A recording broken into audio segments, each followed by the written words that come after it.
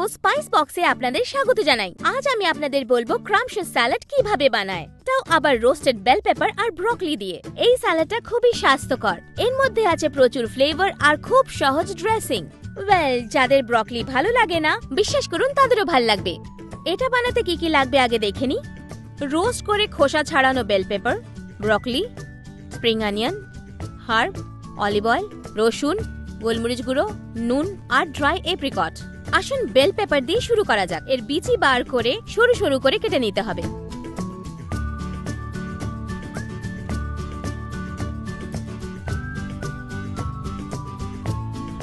ব্রকলিগুলোকে ছোট ছোট টুকরো করে নেব আর সামান্য বয়েল করে নেব। বয়েল করা ব্রকলিগুলোকে বেল পেপারের সাথে অ্যাড করে দেব। এবার স্যালাডের সিজনিং এর জন্য লাগবে অলিভ অয়েল, গোলমরিচ গুঁড়ো, নুন আর হার্বস।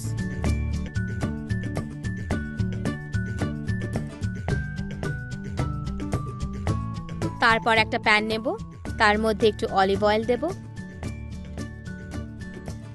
তার মধ্যে দেব কুচনো রসুন।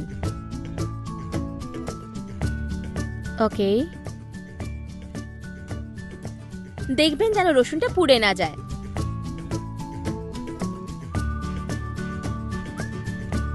প্যানটা গ্যাস থেকে নামিয়ে নিন। রসুনটা ঠান্ডা হতে হতে এর ড্রেসিং তৈরি করে নিন। একটা মিক্সারে রসুন আর পেঁয়াজকে মিশিয়ে নেব।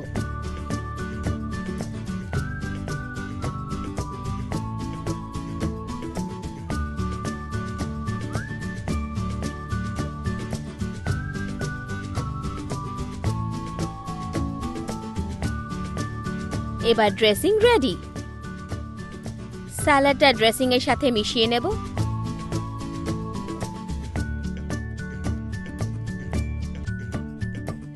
আপনাকে শুধু একটা কাজ করতে হবে, এটাকে প্লেটে ঢালতে হবে আর ড্রাই এপ্রিকট দিয়ে গার্নিশ করে দিতে হবে। স্যালাডও রেডি আর আমি এটাকে খেতে চলেছি। বিশ্বাস করুন, যদি আপনার বাচ্চারা এই স্যালাডটা খায় তাহলে ওরা ব্রকলি খেতে বারণ করবে না।